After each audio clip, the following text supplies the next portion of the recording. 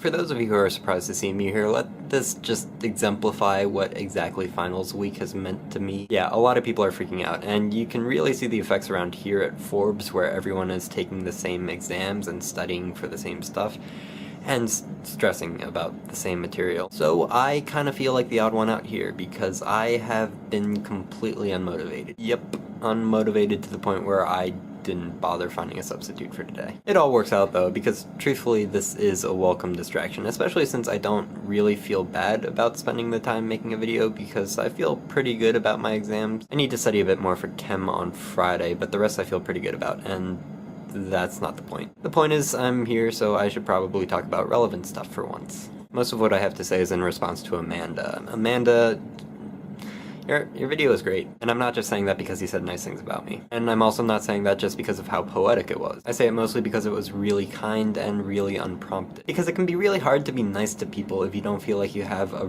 really legitimate reason. And I know what that says, that being nice doesn't feel like reason enough in itself, but you know, that just kind of falls victim to everything else that we have going on in our heads, or at least everything that I have going on in my head. It's just that especially when you're dealing directly with other people, it feels like everything you do has a consequence, and everything you do is going to change their opinion of you. And while being nice to other people is definitely better than the alternative, being forwardly nice feels pretty risky. And I suppose a lot of that is what you were saying about fearing that saying I like you is going to be misconstrued as I like you.